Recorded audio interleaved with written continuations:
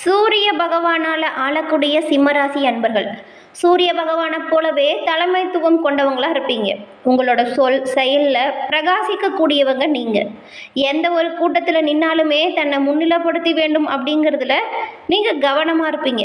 கோபம்தான் உங்களோட பலவீனம் அப்படின்னு சொல்லலாம். இந்த சிம்ம ராசியில் உள்ள மகம், பூரம், உத்திரம் இந்த 3 நட்சத்திரக்காரர்களுக்கும் நீங்கள் உங்களோட ராசிக்குரிய கடவுள் சிவபெருமான் அப்படிங்கிறதுனால நீங்கள் திங்கட்கிழமையில் சிவபெருமான் வழிபாடை மேற்கொள்வது நல்ல ஒரு முன்னேற்றத்தை ஏற்படுத்தி கொடுக்கும். உங்களுக்கு வரக்கூடிய கோபங்கள் தணிந்தும் ஏற்படுகிற நல்ல விஷயங்கள் நிலைத்து நிற்கவும் சிவபெருமான் உறுதுணையாக இருப்பார். உங்களுக்கு சிவபெருமான் பிடிக்கும் என்றாலும் இந்த வீடியோ பதிவின் கமெண்ட்ல ஓம் நமச்சிவாய போற்றி அப்படிங்கிற மந்திரத்தை 3 முறை பதிவிடவும் செய்யுங்க. சிவனின் அருளால் இந்த சிம்மராசி அன்பர்களுக்கு உங்களோட வாழ்க்கையில் நடக்கக்கூடிய அனைத்து விஷயங்களுமே நல்லதாக நடக்க வாழ்த்துக்களையும் சிவபெருமானிடம் பிரார்த்தனையும் செஞ்சுக்கிறோம். இந்த சிம்மராசி அப்படின்னு சொன்னாலே உங்களோட பேச்சு கோபத்தை கட்டுப்படுத்தினா உறவுகள் திறம்பட இருக்கும். நீங்கள் தினமுமே சூரிய நமஸ்காரம் செய்வதன் மூலம் ஆரோக்கியம் அதிகரிக்குவதற்கான வாய்ப்பு இருக்கு. நவகிரகத்திலையுமே தலைவனாக விளங்கக்கூடியவர் சூரிய பகவான். அந்த சூரிய பகவான் அதிபதியாக கொண்டவங்க தான் சிம்ம ராசி அன்பர்கள். காலபுருஷ தத்துவத்தில் 5வது வரக்கூடியதாக அமைஞ்சிருக்கு இந்த ராசி. இது நெருப்பு ராசியை சேர்ந்தது. ஆளுமை மற்றும் நிலையான மனநிலை கொண்டு காணப்படுவாங்க இந்த சிம்ம ராசியை சேர்ந்தவங்க. இவங்க கிட்ட சிந்தனை மற்றும் செயல்கள் அப்படிங்கிறது சிறப்பாக இருக்கும். ரொம்பவுமே தைரியமாகவும் உற்சாகத்தோடும் நீங்கள் செயல்படுவீங்க. போட்டியிலையும் பணியிடத்துலையும் எப்பொழுதுமே முதலிடத்தில் இருக்கணும்னு நினைப்பீங்க இந்த சிம்மராசிக்காரங்க. ஒரு அணியை வழிநடத்தக்கூடியவங்களாகவும் இந்த ராசியை சேர்ந்தவங்க இருப்பாங்க. இந்த ராசியை சேர்ந்தவங்களுக்கு பிடிவாத குணம் அதிகமாக இருக்கும். சிம்ம ராசியை சேர்ந்தவங்க எந்த ஒரு விஷயத்துலையுமே தங்களோட நேரத்தை வீணடிக்கிறது பிடிக்காது. அதே போல் அணியையும் சிறப்பாக வழி நடத்தக்கூடியவங்களா இருப்பாங்க. அதிக அளவில் பயணம் செல்ல விரும்ப மாட்டீங்க. நீங்கள் உங்களோட ஆளுமை திறன் எந்த ஒரு விஷயத்துலையுமே அதிகமாக இருக்கும். ஏழைகளுக்கு உதவுது தாராள மனப்பான்மை கொண்டு செயல்படுவீங்க. சிம்ம ராசியை சேர்ந்தவங்க குடும்பத்தின் பொறுப்பை சிறப்பாக நிறைவேற்றுறதோடு பணியிடத்துலையுமே சிறப்பாக செயலாற்றக்கூடியவங்களா இருப்பீங்க. அன்பானவங்களாக இருந்தாலும் சரி, அடிக்கடி உங்களுக்கு கோபம் அதிகமாக வரும். உங்ககிட்ட பேச்சில் கொஞ்சம் கூட கட்டுப்பாடு இருக்காது.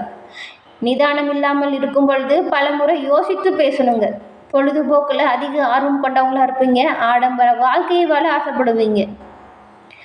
இந்த உதவும் குணப்பான்மை, சிறந்து விளங்கக்கூடிய தனித்துவம், இவ்வளவு சிறப்பான குணங்கள் இருந்தாலுமே இந்த கோபத்தால் தான் உங்களோட வாழ்க்கையில் நிறைய விஷயத்தை இழந்திருப்பீங்க.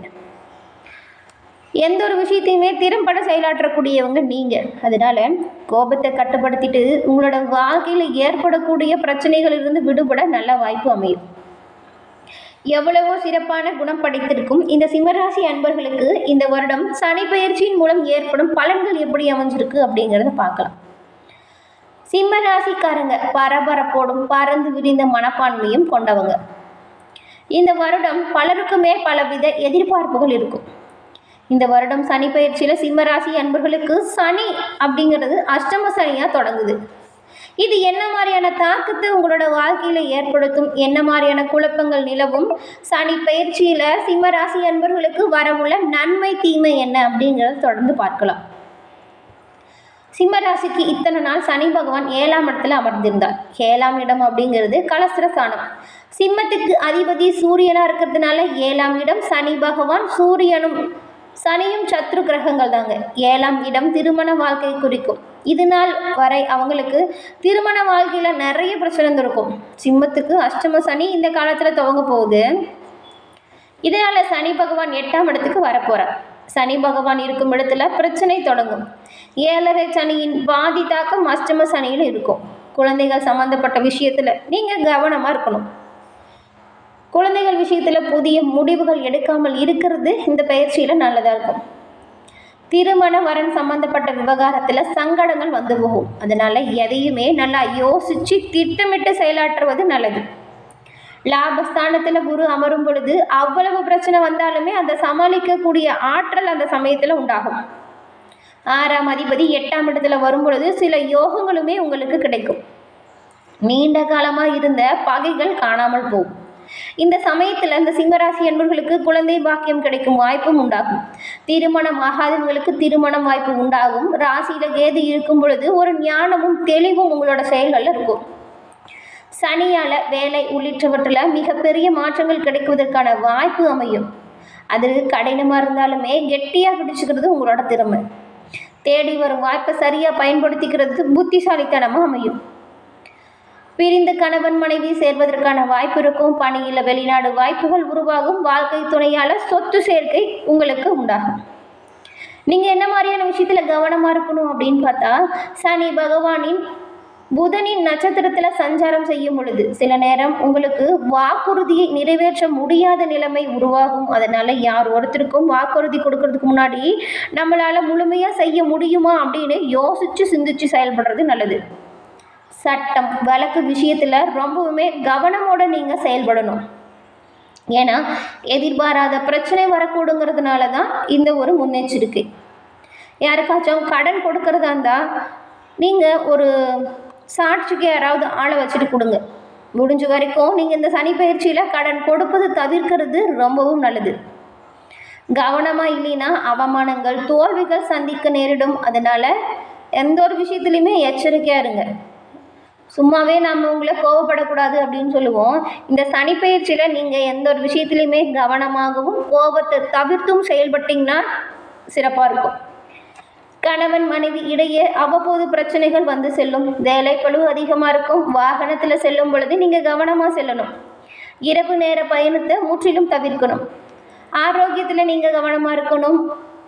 பெரிய முதலீடு தொழில் தொடங்குறது சிக்கலை ஏற்படுத்தும். அதனால் சின்ன முதலீட்டில் உங்களோட வாழ்க்கையை நீங்கள் ஆரம்பிக்கலாம். இல்லைன்னா இப்போ செஞ்சிட்டு இருக்க தொழிலை எப்படி கொஞ்சம் கொஞ்சமாக விரிவுபடுத்தணும் அப்படிங்கிற செயல்முறையை செயல்படுத்துங்க. தந்தை உடல் நலத்தில் நீங்கள் கவனமாக இருக்கணும்.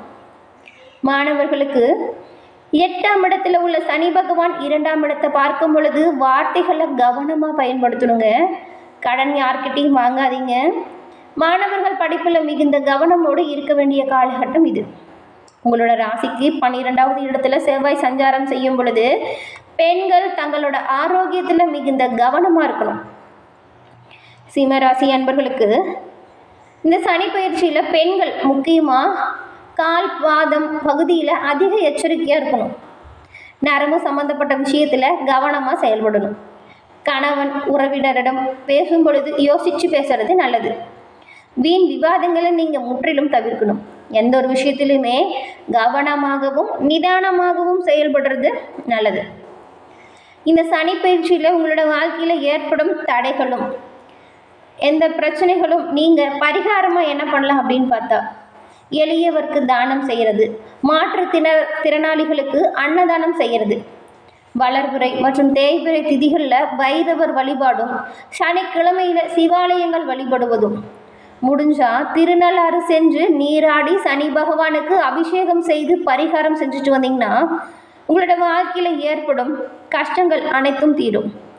சனி பகவான் அப்படிங்கிறது ஒரு நீதி தேவனாக பார்க்கப்படுது. ஒருத்தவங்களோட வாழ்க்கையில் நடக்கிற நல்லது கெட்டது அப்படிங்கிறது அவங்க செஞ்ச செயல்களின் பலன்கள் அப்படின்னு சொல்லலாம். ஏன்னா நீதி தேவனாக விளங்கக்கூடிய சனி பகவான் இது வரைக்கும் ஒருத்தங்க என்ன செஞ்சாங்க அப்படின்னு தான் அவரோட பயிற்சியில் பார்ப்பார். நல்லது செஞ்சுருந்தா கட்டாயம் 7 சனியில் எந்த ஒரு பகுதி நடந்தாலுமே நல்லது நடக்கும். ஏதாவது தீமை செஞ்சுருந்தா கட்டாயம் 2 மடங்கு தீமை தான் நடக்கும். நான் யாருக்கும் எந்த தீமையும் செய்யலை, என்னோடய வாழ்க்கையில் ஏன் இப்படி நடக்குது அப்படின்னு நீங்கள் சொல்கிறது புரியுது. நீங்கள் திருநள்ளாறு முடிஞ்ச வரைக்கும் சென்று இந்த சனி பயிற்சியின் போது சனி பகவானை தரிசனம் செஞ்சுட்டு நீங்கள் அர்ச்சனை செஞ்சுட்டு வாங்க. எந்த ஒரு தடையும் தாமதமும் உண்டாகாது. சனி பகவானின் பரிபூரண அருளும் உங்களுக்கு கிடைக்கும். அது மட்டும் இல்லாமல் சனிக்கிழமையில் நீங்கள் காகத்திற்கு எல் சாதம் வச்சு அப்படியே தொடர்ந்து வச்சுட்டு வாங்க. அதுவுமே ஒரு சனி பகவானை தானே குறிக்கும் காகமுமே, இதுவுமே சிறப்பான பலனை ஏற்படுத்தி கொடுக்கும். முடிஞ்ச வரைக்கும் சனிக்கிழமையில் மற்றவங்களுக்கு உதவி செய்யுங்க. உங்களுக்கு வரக்கூடிய பிரச்சனைகள் அனைத்தும் உங்களை விட்டு தீரும். என்ன நண்பர்களே, இந்த பதிவு நீங்கள் பயன்பெறும் வகையில் அமைஞ்சிருக்கும்னு நினைக்கிறோம். இந்த பதிவில் கூறின தகவல்களும் கருத்துக்களும் நீங்கள் பயன்பெறும் வகையில் அமைஞ்சிருக்கும்னு நினைக்கிறோம். இந்த பதிவு பிடிச்சிருந்தா லைக் பண்ணுங்கள், ஷேர் பண்ணுங்கள், கமெண்ட் பண்ணுங்கள். நீங்கள் இப்போ தான் ஃபஸ்ட் டைம் நம்மளோட சேனலை பார்க்குறவங்களா இருந்தால் மறக்காமல் சப்ஸ்கிரைப் பண்ணி வச்சு கூட வர பெல் ஐக்கானை கிளிக் பண்ணி வச்சுக்கோங்க. அப்போ தான் நாங்கள் போடுற பதிவுகள் உடனுக்குடன் நோட்டிஃபிகேஷன் மூலம் உங்களை வந்தடையும். எல்லா ராசிக்காரர்களுக்குமே சனி பெயர்ச்சியின் கிரக நிலைகள் மூலம் ஏற்படும் பலன்கள் என்ன அப்படிங்கிறத நம்மளோட சேனலில் பதிவு செஞ்சுருக்கோம். உங்களோட நண்பர்கள், உறவினர்கள் என்ன ராசி அப்படிங்கிறது தெரிஞ்சுக்கிட்டு அவங்களுக்குமே அந்த பதிவை ஷேர் செய்ய மறந்துடாதீங்க. தொடர்ந்து பார்த்தமைக்கு நன்றி நண்பர்களே. நன்றி, வணக்கம்.